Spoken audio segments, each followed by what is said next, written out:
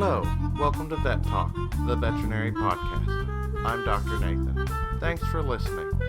This is an informational podcast, and we hope you find it a valuable tool to help you understand veterinary medicine and how to better care for your animals.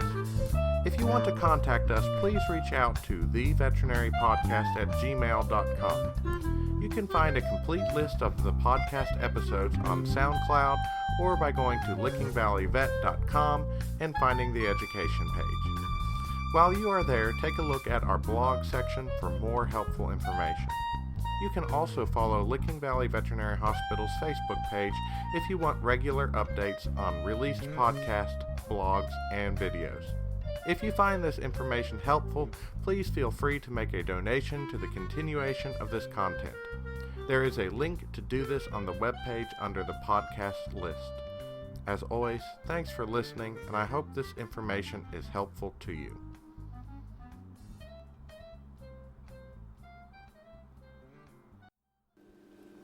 Welcome back. I'm recording this episode on Thanksgiving morning of 2020. So I know I won't publish it until a little later, but I'd like to wish everyone a happy belated Thanksgiving. It's nice to have a slow morning, and I've been able to reflect. I sutured up a horse yesterday, and the client was so thankful I came out. It made me start thinking of things I'm thankful for. For one, my clients. They give me cases that are interesting and let me support myself with a job I enjoy. That job lets me have moments like this, where I'm at home alone with my pets. Well, granted they aren't close now. The ducks are outside practicing flying, and Galadriel, the kitten of the Golden Wood, is watching them. And, more importantly, I'm healthy. In 2020, 11 months through, I am happy to be healthy. And happy I have healthy family. I know not everyone has been as lucky. So for those of you that have been as lucky, be sure to know the blessings you have had, and for those that haven't, I hope that through the dark times you will persevere and find things to be thankful for again. Thanks for listening to our podcast. Now, on to our episode. Okay, so what other skin problems do we have? We ended our last episode with rain rot. That is a simple one and easily treated, but one that could be harder to diagnose and treat are tumors. Tumors are benign or cancerous. Benign tumors can sometimes be annoying, but typically not life-threatening. Cancerous tumors, well, sadly, probably too many of us have dealt with cancer, whether it was in a pet or someone we know. Horses can get cancer too, and while there are many cancers out there, I will mention 3 briefly that are of note in horses. One is melanoma. This is most common in gray horses, often non-invasive, but can become very serious and painful. 2 is squamous cell carcinoma. This tends to occur around the eyes, penis, and vulva. That is why when I see a bump on an eyelid or the tissue surrounding an eye, I always recommend removing it. Because if we catch it early, we may be able to treat it. Squamous cell carcinoma around the penis and vulva, well, that usually leads to euthanasia. 3. Sarcoids. This is the most common skin tumor of the horse. It's caused by a bovine papillomavirus, and if you remove it, it is likely to recur. This one always perplexes me, because you have to remove it to really find out what it is. And if you remove it and it gets worse, then you're just in a catch-22. That being said, leaving it be, where it could be irritated by flies or movement, could make it worse too. So I usually try to remove it and treat it more than leave it be. So there are some tumors on your horse. Which are they? How do we know what they are so we can make our plan of action? Well, even though as vets we can make good guesses, none of us have histo fingers. We cannot look at a tumor or feel a tumor and 100% reliably know what it is. I hate when people ask me what type of tumor I think it is, because what I want to do is do surgery to remove the tumor and send it to the lab for analysis. That is how I know what it is. That is how I can give you the best advice on how to handle it. I had a client with a bump on the eyelid of a horse once. They kept asking me every time I was out, "What is it? What is it? What is it?" I'm like, "I don't know. I think you should let me remove it and we can send it off to the lab."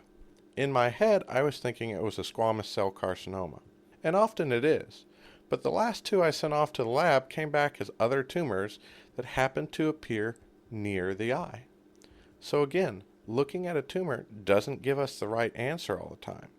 We have to take a sample or take the whole tumor and send it to the lab so they can look at it under a microscope. Don't force your vet to make a guessing game out of something cancerous. When you have a mass, be prepared for your vet to offer a removal and sending it to the lab. When we get that information back, then we can help you with a long-term plan of management. Just guessing what a microscopic cell is by feeling it with my fingers usually results in us not knowing what is really going on. And please don't wait for the tumor to get gigantic. I've had clients wait for months and months while the tumor grows, and then ask for it to be removed. If the tumor is 10 times bigger than when I gave an estimate of how much it was to remove, I get to make a new estimate, because bigger is often harder to remove. You don't want to make things more difficult on a surgeon by letting the tumor extend and get deeper in the body. That makes it harder to get out. So do these things early so you have the best chance of keeping your horse healthy. So here's my cancer spiel on how to handle tumors, because not every bump is cancer that needs to be removed. If my experience tells me I need to be concerned, or I feel you as the client are concerned, I recommend removal. If we aren't overly concerned, I tell the owner to watch for things such as quick growth, pain, loss of function near the tumor getting hard or calcifying, or the tumor growing into underlying attachments and branching out. If one or more of these things happened, I recommend removal and biopsy at the lab. Benign neglect can be acceptable if the tumor doesn't grow or we are leaning towards sarcoid as a diagnosis. But remember, just because it looks like a sarcoid doesn't mean it is. So yeah, be aggressive unless there's a reason not to. And on a side note, I often run into clients who don't have the finances for the biopsy, but sometimes have the finances to get the tumor removed. Remember, if we're fighting cancer, sometimes it's best to just get the tumor removed and take our chances that we can get every last bit. Look at the whole situation and listen to your vet for advice on how to remove a tumor, when to do a biopsy, and what is best for your pet. So about things that are more than skin deep, or more things that are looking underneath. Chronic skin problems, where the horse keeps having skin problems, or maybe rain rot, because the horse has really long hair coat all year long. This is likely more than just a skin disease. Maybe something like Cushing's disease, an endocrine disease. Cushing's disease is a disease of the pituitary gland of the brain. I'll cover the disease in more depth in another episode, but in short, the immune system is weakened and the horse grows its hair looking similar to a woolly mammoth. With a long hair coat trapping moisture near the skin and a weakened immune system, it is easy for the skin to get damaged and infected when a horse has underlying Cushing's disease.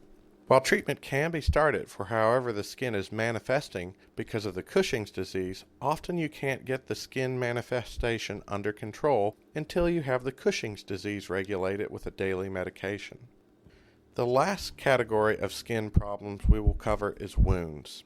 That is probably what most people are familiar with when they are thinking about their horse because it gives us the most panic. Oh my gosh, oh my gosh, oh my gosh, my horse is bleeding. Look at all the blood, the world is ending. Probably not. First, remember, blood tends to always look like there is more of it than there really is. Second, a horse that weighs roughly 1,200 pounds has 7% of its body weight being blood. That's 84 pounds of blood, or roughly 12 gallons of blood. A horse can lose about 11% of its blood before it starts having problems. That's over a gallon of blood. we would be worried about shock when it loses about 2 gallons of blood. That's a lot of blood. So, what do you do in a situation where a horse is bleeding? First and foremost, you don't get hurt. Remember, your sweet baby horse weighs 1,000 pounds and is likely hurting and may not understand what hurt it or that you are trying to help it. So be careful. Approach it calmly and slowly. Don't go straight to the wound. Pet your horse elsewhere to help calm it and help it realize you aren't going to hurt it. Then inspect the wound. If, while you are doing this, the horse seems like it might kick you, get a trained professional to help. While you would do anything for your horse, if you get hurt, you can't help your horse. So stay safe yourself so you can do the most for your horse. Inspect the wound. Is it covered in mud? Is it superficial, just grazing the skin, or is it deep? Is the blood oozing out, or is it spurting out? If there are drops, can you count the drops of blood, or do you just see a stream or pulse of blood? If you can count the drops of blood, you are fine and your horse is fine. Clean off any mud with fresh, clean water and get a better look at the wound. If it looks like it is just superficial or a scrape or abrasion, some topical ointments may be all that are needed to help that heal, if anything is needed at all. If there is a puncture, call your vet. You want to make sure the horse is up to date on the tetanus vaccine, and if it is a deep enough wound, may warrant systemic antibiotics. If you see spurting, that is when there is more concern. Gushes of blood or pure streams of blood or spurting with each beat of the heart is more of a problem. This could be an artery or a deep wound that has destroyed enough blood vessels that it needs veterinary attention. First, is it a vet emergency? Well, it depends how you define emergency. For most wounds, I don't drop everything and rush right out there. I want to get to the wounds within the day, but realistically, noon or 4 o'clock is not that much difference in the grand scheme of healing. Sadly, if a horse is bleeding out, it's going to bleed out by the time you can get it to the veterinary clinic or a vet get to you. Typically, it may take 30 to 45 minutes in good situations to get veterinary attention after an injury. If it's severe enough that it needs attention before then, very likely there's nothing that can be done to save the horse. However, that does not mean there aren't first aid steps to be taken. For example, apply pressure. Blood is trying to clot. If it can stop moving, it will form a clot to stop hemorrhage. Sometimes it just needs a little help. A bandage or multiple bandages over a wound should do the trick. Once I had a horse that had lacerated its foot. Every time the horse picked up its foot, blood would spurt from a gash in its foot. When the horse was standing, no blood spurted from the foot. The client, so concerned about her horse, kept picking up the foot to see if the bleeding had stopped. Of course it hadn't. I told her to leave the horse standing and not pick up the foot until I arrived. By the time I arrived, the bleeding had stopped and I just had a wound to suture together. Please don't apply things other than bandages and veterinary salves to horses. The amount of home remedies I have seen for wounds that actually hinder the process of healing is astounding. For example, please don't put pepper on a wound. I don't care what sort of mystical healing properties it has. It takes me forever to scrub pepper out of a wound. Unless you are planning for a barbecue, I advise against pepper, but also strongly advise against kerosene or turpentine. These are just not helpful to healing and also tend to be used by clients who are smokers, which makes me nervous. So yeah, you have your horse calm. You have a bandage on the horse and have not applied a mystical healing remedies that are not approved by your wizard-like veterinarian. What else do you need to do? Getting the horse to the barn or where the vet can work on it is important. It's just a little harder to suture at night in the middle of a dark forest up a long path. Call us vets silly, but we like the horse in an area that is close to our truck and well lit. Also, See if your vet has a haul-in facility. I have that now, and I have a well-lit area near my supplies, and I have stocks which can hold the horse. All that can make a big difference, because with the stocks and my own light, I can work on an animal almost by myself. For those of you squeamish about blood, and yes, I've seen people faint with blood, it's better if the vet has more facilities to work on the animals. Because if it's you and the vet in the middle of the field, and you faint while holding the horse, it makes it very challenging for me to hold the horse and suture. So bring it to my clinic, and my stocks can hold the horse, and I can suture like I'm supposed to. Also, it's less expensive to bring the horse to my clinic than it is to have me drive out. Time is precious to veterinarians. We charge less when you help us save time, and I live closer to my clinic than I do most of my clients. Anyway, the vet arrives and evaluates the wound. What is the vet going to do for a wound? First, give a general look over and make sure the horse is stable. Second, your vet may offer completing a culture and sensitivity. This wound is an open wound and has been exposed to many bacteria. More often than in previous years, I am finding bacteria resistant to the effects of the antibiotics I give. Cultures and sensitivities of wounds tell us which antibiotics to use.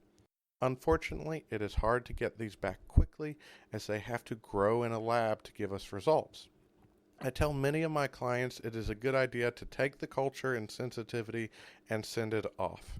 If it is normal, all is good. If it comes back abnormal, often we get those results about the same time we notice the horse's sutures start to melt or rip open. This happens because the bacteria are not being killed by the antibiotics we are on, and they destroy the sutures. We then have an open wound again. While many clients decline the culture and sensitivity and the wound is fine, we never know when the wound will have issues. Safe is sometimes much better than sorry. Resuturing a wound a second time is always harder than it was the first time. I usually have less healthy skin to work with. If I ever have to resuture a wound, then I require a culture and sensitivity to be started. So, I have taken a sample and now to the wound itself. My first question is, how old do we think the wound is? The older it is, the less chance I will have of suturing the wound closed without chances of infection. If you read the veterinary books, they are going to say you want to suture wounds closed within 8 hours to keep the wound clean and limit the chances of infection that will hinder healing. In reality, I've found if an owner cares for a wound initially by keeping it clean, if I am out within 24 hours, I don't see much difference in healing 2 weeks from an injury. Much longer, and I feel I have less chance of still having those good results. Remember, once a horse has a cut on it, bacteria have been put in the body where they shouldn't be. It's infected. Also, the skin starts to retract after it has been cut, and the longer we wait, the harder it is for me to get the skin back together. Ideally, I like to get out there before the 8 to 12 hour mark, because that is when bacteria really have a chance to start multiplying. So I want to clean it out before then and get sutures in before the wound contracts. In reality, many horse owners get home from work and find the wound which has occurred many hours before, and we can't always get to the wound as quickly as we desire. That does not mean there is no hope. That's why I evaluate the wounds to come up with my plan. This evaluation is usually when I decide to give the horse systemic antibiotics or not. The deeper the wound, the more likely I will give systemic antibiotics. I always find it odd. Clients tell me all the time they went ahead and gave a shot of penicillin. I look at the wound and I see a scrape. Comparing it to a human, it would be like scraping an elbow. Who takes antibiotics for a scraped elbow? At most, a scraped elbow may need some Neosporin to help it heal faster. Of course, if the wound is deep, I tend to use antibiotics. The deeper it is, the more it may penetrate into organs that are not set up to fight off infection as well as the skin is. When it penetrates like that is when I know we need to give the body help, hence my administration of antibiotics. After I decide that, I then decide if I can attempt to suture a wound together. It needs a skin graft or if it needs to heal by what we call second intention. Suturing it together is my favorite. First, I enjoy suturing, and that usually is the quickest way to heal a wound. With proper care, I suture, and in 2 weeks, we take the sutures out and the wound is ready to go. A skin graft is a big step up. If the wound is too big for me to close the skin together to cover the internal organs of the body, I may bandage it up and come back in 5 days after a bed of tissue has formed in the wound, and then take a patch, or a bunch of little patches, of skin from a healthy area of the horse's skin, like its neck or pectoral region, and then put them in the wound. In theory, these bits of skin should then decrease the healing time of the skin and close the wound quickly. Skin grows to meet each other, so the closer the skin is to each other, the quicker it grows together and heals. If none of these are options, I go to second intention healing. This is where we scrub the wound and keep it clean while the healthy skin heals inwards. This takes the longest because the edges of the skin are further apart than with a skin graft or getting a close suture together. If I can suture a wound, like previously mentioned, it is healed in 2 weeks. If it heals by second intention, it can take months to heal depending on the size of the wound. Another skin issue that occurs in horses is proud flesh. This occurs in wounds that are located at the hock or knee or below. Proud flesh is exuberant granulation tissue. This tissue grows like crazy and looks like cauliflower and often looks ulcerated. It has plenty of blood supply in it, but it has no nerve supply. It's a big nuisance and shows that the wound is not healing exactly like we like. It keeps the healthy tissue from being able to close over the wound, so will stop wound healing. Over the years, I have tried a variety of ways of keeping proud flesh back, which include things like DMSO, anti-inflammatories, and pressure wraps, as well as other salves and mystical wizard-like cures. Guess what? I have never found anything that works 100% of the time. So sometimes the best cure is coming in and cutting away the bad tissue to get to healthy tissue to allow the healthy tissue to keep growing and cover the wound. This, of course, requires more vet visits and can be frustrating to owners, but is something that horse owners whose horses are injured will likely have to deal with. So that's an overview of the horse's skin. I'd love to talk more about suturing wounds, but that is more a conversation to have when I can show pictures to show all the fun ways horses can hurt themselves. Horses always have 2 things on their mind: homicide and suicide. The first thing they usually damage while attempting both of these is the skin. Hopefully now you have an idea of the diseases of the skin, how to treat them, and when to get some veterinary help. Thanks for listening. I'm Dr. Nathan. I hope this information was helpful to you and gives you a little more perspective on the world. If you want to reach out to us, email us at theveterinarypodcast@gmail.com. Don't forget to tell your friends about our podcast and check out lickingvalleyvet.com for information on blogs, videos, and the complete list of podcasts in our education section.